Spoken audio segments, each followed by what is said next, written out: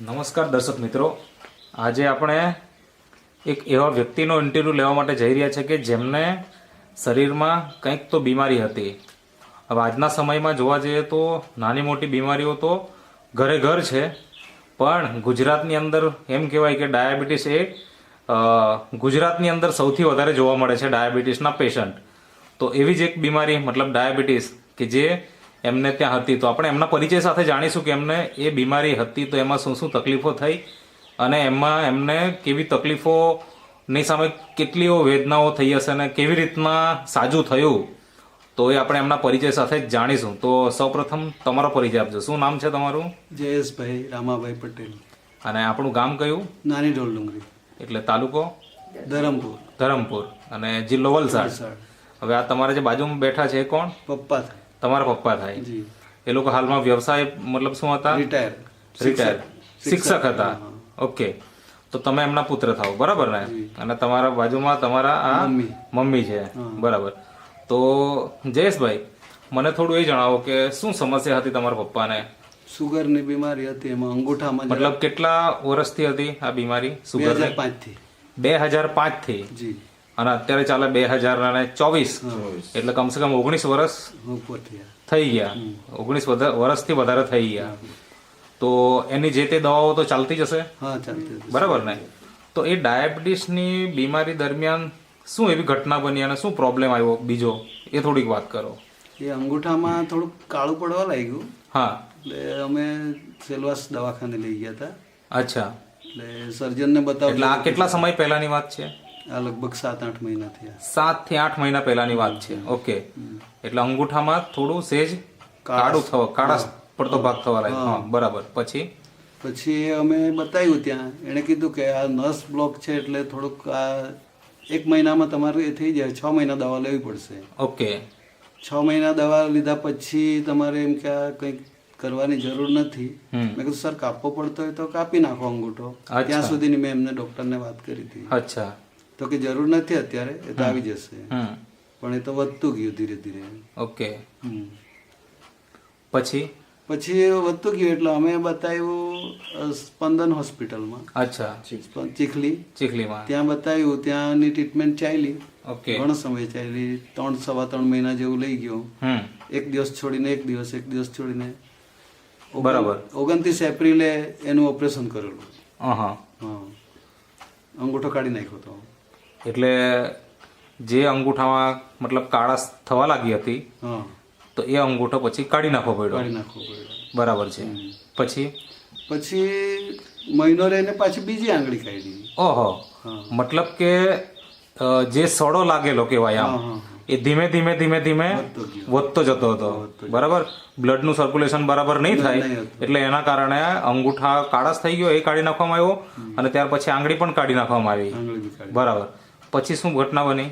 પછી સતીશભાઈ આપ્યું પેલો.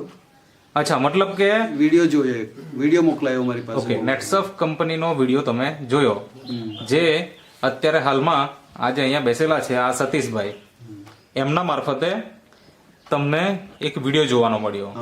ઓકે. એટલે તમે મતલબ કે તમારા પપ્પાને જે તકલીફ હતી એ સારી કેવી રીતે થાય એના ઉપર તમારા સતત વિચાર ચાલતા હતા. સતત એટલે કન્ટિન્યુ. હા.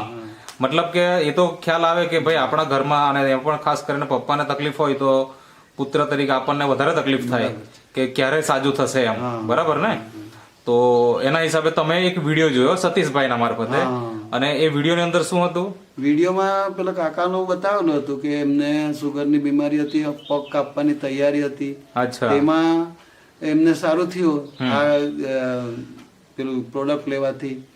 એટલે મેં પેલા ભાઈનો જે કોન્ટેક્ટ નંબર આપેલો હતો, એને ડાયરેક્ટ કોન્ટેક્ટ કરીને ફોન જ કરી દીધો કે મને આ જોઈતી છે દવા. અચ્છા. મતલબ જે તમે વિડીયો જોયો એમાં કોન્ટેક્ટ નંબર પણ આપેલો હતો, તો એમને તમે ડાયરેક્ટ ફોન કર્યો? જી. અચ્છા. ઓકે. અને પછી એમણે કીધું કે ભાઈ આ વસ્તુ તમને મેળવી આપી છે. મેં તો અત્યારે નથી કરતો, હું તમને મેળવી આપીશ. તમે ચિંતા નહીં કરતા, તો આવી જશે. ઓકે. પછી તમે સતીશભાઈનો કોન્ટેક્ટ કર્યો કે કેવી રીતના? પછી મેં સતીશભાઈને સામેથી ફોન કરીને કીધું કે મેં પેલી પ્રોડક્ટ માટેનો ઓર્ડર કરી દીધો છે, એમને કહી દીધું છે. હા. ત્યારે સતીશભાઈ ને એ તો આપણે જ કરતા છે એમ કે તમે ચિંતા નહીં કરો. ઓકે. મતલબ કે પછી સતીશભાઈ તમને પ્રોડક્ટ આપી. ઓકે, હવે પ્રોડક્ટ આપ્યા પછી શરૂઆત જ્યારે કરી હમ. તો કેવી રીતના વાપરતા અને શું છે એ થોડુંક તમે વાત કરો. તો એ કઈ કઈ પ્રોડક્ટ છે જે અહીંયા ટેબલ પર રાખી છે? એ જ છે ને એ બધી? જ છે. હા હા, જેમાં નેચરામોર પ્લસ છે, હા પછી આ ઇઝી ડેટોક્સ છે, લાઈફસ્ટાઈલ પ્લસ છે, ન્યુટ્રી લીવર છે, ન્યુટ્રી હાર્ટ છે. જી. આ નેટસફ કંપનીની પ્રોડક્ટ છે, બરાબર. આ તમે તમારા પપ્પાને વપરાવાની ચાલુ કરી. કઈ રીતના આપતા? સવારે હુંફાળા પાણીમાં પાવડર લેતા 1 ચમચી, ઓકે, સવારે અને સાંજે 2 ટાઈમ. સવારે અને સાંજે 2 ટાઈમ 2 ટાઈમ. હુફાળા પાણીમાં. હા, હુંફાળા પાણી. બરાબર. આવું ગોળી. હા. હવે આ શરૂઆત કરી હશે કેટલા મહિના પહેલાની વાત હશે? એ લગભગ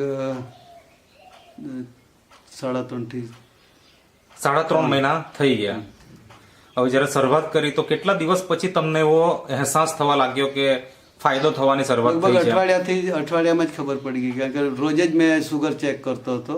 અચ્છા. મોટા ભાગે એકાદ દિવસ કદાચ વચ્ચે જાય. કેટલું સુગર રહેતું અને કેટલું 200 કંટ્રોલમાં આવવા લાગ્યું? 150 થી 200 ની વચ્ચે રહેતું સવારનું ભૂખ્યા પેટે.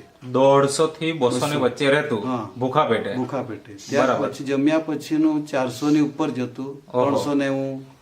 ઓકે. 300, હા 300 ની ઉપર, 350 થી ઉપર. 350 થી ઉપર જ રહેતું. જી. હા, તો એમાં તમને અઠવાડિયામાં ફેરફાર દેખાવાનો શરૂઆત થઈ ગઈ. એટલે ચેક કરો એટલે સવારે સુગર ઓછું 110 અચ્છા. ને 125, 150 તો પછી મોટા ભાગે ગયું જ ને અઠવાડિયા પછી. ઓકે, હા. બરાબર. મતલબ કે અઠવાડિયામાં આપણને ખબર પડવા લાગી કે હવે ડાયાબિટીસ કંટ્રોલમાં આવવા આવવા લાગ્યું લાગ્યું છે. છે. તો જ્યારે ડોક્ટરે જે દવાઓ ચાલતી અને જે અંગૂઠો કાઢી નાખ્યો પછી આંગળી કાઢી નાખી, તો એ સમયે ડોક્ટરનું શું કહેવાનું હતું? મતલબ ક્યારે રૂજ આવશે એમ? એ હજુ કઈ ગેરંટી નહીં મળે. એને કીધું કે વેક્યુમ ડ્રેસિંગ કરો તો એનાથી આવી જશે. બરાબર. વેક્યુમ ડ્રેસિંગ કર્યું તો બી કઈ ફરક મને લાગ્યો નહીં મળે. બરાબર છે. એટલે મેં કીધું વેક્યુમ ડ્રેસિંગ કરવાથી એટલો ફાયદો નહીં હોય, પૈસા આટલા બધા ખરાબ છે, 16,000 રૂપિયા એક ડ્રેસિંગ. ઓહો. એટલે તો મતલબ આટલા મહિના દરમિયાન જે તમે કીધું કે 8 મહિના જેવા થઈ ગયા, તો જ્યારે સારવાર ચાલતી હતી આ જે નેટસફ કંપનીની પ્રોડક્ટ, જે હેલ્થ કેરની નેચરામોર રેન્જની પ્રોડક્ટ છે, એ વાપર્યા પહેલા તમે કેટલો ખર્ચો કર્યો હશે અંદાજે? અંદાજે 50 તો થઈ ગયો, વધી ગયો પણ ઓછો નહીં. વધારે હશે પણ ઓછો તો નહીં જ, બરાબર ને? તો આટલો બધો ખર્ચો કર્યા પછી પણ પરિણામ તો કઈ મળ્યું નતું. તો આપણે એ પગ જોઈ શકીએ ખરા? થોડું બતાવજો ને. આ તમે દર્શક મિત્રો જોઈ શકો છો, આ અંગૂઠો કાઢી નાખવામાં આવ્યો હતો અને આંગળી પણ કાઢી નાખી. એટલે આ જે સડો છે એ આગળ વધતો હતો, બરાબર ને? અને ડોક્ટર શું કહેતા હતા હવે ક્યાંથી કાપવું પડે? ઉપરથી કાપવો પડશે. પહેલા જ તો અહીંયાથી કાપવાની વાત કરી. અચ્છા. ત્યાર પછી કે અહીંયાથી તો કાપવા જ પડશે એવું કીધું. ઓકે, મતલબ કે રૂજ આવતો નહીં હતો અને સતત સર્ક્યુલેશન થતું નથી એવું કહેતા. અચ્છા.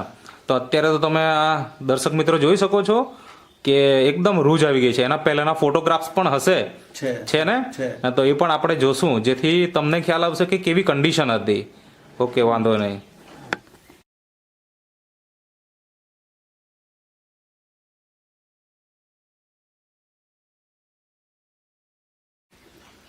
તો જયેશભાઈ, હવે 8 મહિના થઈ ગયા અને એમાં છેલ્લા 3.5 મહિનાથી અત્યારે નેટસફ કંપનીની તમે પ્રોડક્ટ વાપરો છો, તમારા પપ્પાને વપરાવો છો.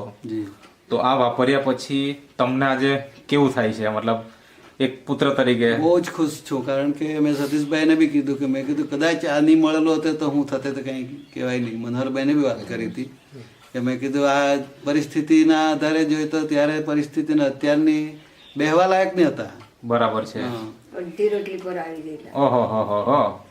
મતલબ ખોરાક પણ ઓછો થઈ ગયેલો? ખોરાક બી ઓછો થઈ ગયો. બરાબર. તો અત્યારે ખોરાકમાં કેવું છે? 1.5 રોટલી ઉપર ખાઈ જાય. ઓહો. મતલબ પાચન શક્તિ પણ સારી થઈ ગઈ અને જે આપણને ડાયાબિટીસ હતું એ પણ કંટ્રોલમાં છે અને જે મુખ્ય સમસ્યા જે પગમાં સડો લાગી ગયેલો એ પણ અત્યારે એકદમ અટકી ગયો છે, બરાબર ને?